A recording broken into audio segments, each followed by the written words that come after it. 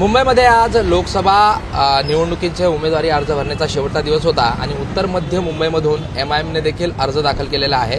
रमजान चौधरी त्या ठिकाणी लढत आहेत आणि त्यांचा अर्ज भरण्यासाठी MIMचे नेते वारिस पठाण या ठिकाणी आलेले आहेत।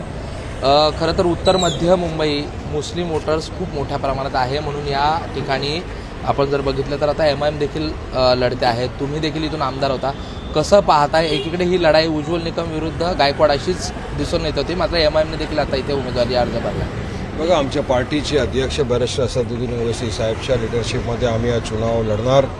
यामध्ये आपल्याला असं होतं की आम्ही वाट बघितलं की महाविकास आघाडी जी आहे 48 सीट्स आहे महाराष्ट्रामध्ये, बरोबर आहे, इतकी संख्येमध्ये इतके मायनॉरिटीज आहे, पण त्याने एकही मायनॉरिटीला तिकीट नाही दिलं। आरिफ नसीम खाननी या सीटच्या रिझिग्नेशन दिला, तर आम्ही आरिफला सांगलो होतं तुम्ही आमच्याकडे या, आमच्या पक्षमधून लढा, पण त्यांनी नाही दाखवलं। तर आजच्या पार्टीने असा निर्णय घेतला आहे की आम्ही मुंबई शहरामध्ये एकही सीटमध्ये निवडणूक लढणार आणि ती आहे मुंबई नॉर्थ सेंट्रल यात आपण आहे, आणि आपला उमेदवारचं नाव असेल रमजान चौधरी ॲडव्होकेट, त्याच्या नामांकन दाखल केलं आज।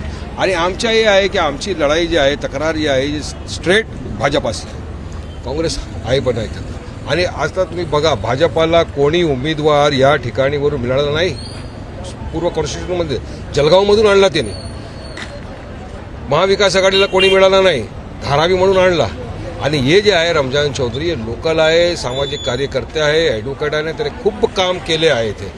आणि ओवैसी साहेब सगळं येणार आणि आम्हाला अच्छा उमेद आहे की या एरियाचे जे लोक आहे, वोटर्स आहे, यावेळी आम्हाला दुआ, आशीर्वाद आणि वोट तिघेही देणार आणि आम्ही इथे जिंकू। खरं तर ही लढाई भाजप किंवा महायुतीबरोबर राहत असं तुम्ही म्हणताय, मात्र आता कुठेतरी गायकवाड, वर्षा गायकवाड, एजाज खान, आणखीन जे मुस्लिम वोटर्स जे उमेदवार आहेत ते उभे राहिले, आता रमजान चौधरी देखील त्यामध्ये एक आहेत। कुठेतरी मतांचं ध्रुवीकरण होईल असं वाटत नाही का? नाही होईल। यावेळी जे लोक आहे मायनॉरिटीचे त्याने आपलं मन बनवलं आहे की आम्हाला त्या पार्टीला वोट द्यायचे आहे जे आमच्यासाठी उभा राहणार, आमचं काम करणार, ज्याला माहीत आहे ते काय करायचे। या दोघांनाही नाही माहीत आहे, वर्षा त्याला काय माहीत आहे तिथे काय प्रॉब्लेम्स आहे, निकम साहेबला काय माहीत आहे, ते तो जळगावमध्ये होते आणि तिचे काय ते ॲक्च्युलीमध्ये ॲडव्होकेट आहे।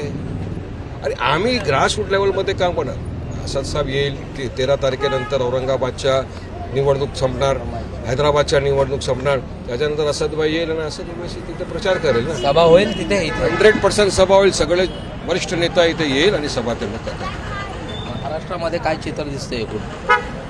आता महाराष्ट्रामध्ये आम्ही 3 ते 4 जागावर निवडणूक लढणार। नॉमिनेशनचा दिवस आता झाला, मला असं वाटतं महाराष्ट्रामध्ये जे पब्लिक आहे ते पब्लिक वोट देणार, यावेळी जास्त ते जास्त वोट देणार आणि पब्लिक त्यांना वोट देणार जे लोक त्याच्याशी काम करायला उभे आहेत। या सीटबद्दल काय वाटतं उत्तर? या सीट आम्ही जिंकणार 100%। 2019 सालीमध्ये जे आम्ही औरंगाबादला केलं, 2 वेळाचे जे होते सिटिंग MP त्यांना आम्ही हरवलं, तेच पॉलिसी इथे आणणार आणि इथे आम्हाला उमेद आहे आम्ही जिंकणार। 2019 we will repeat like Aurangabad.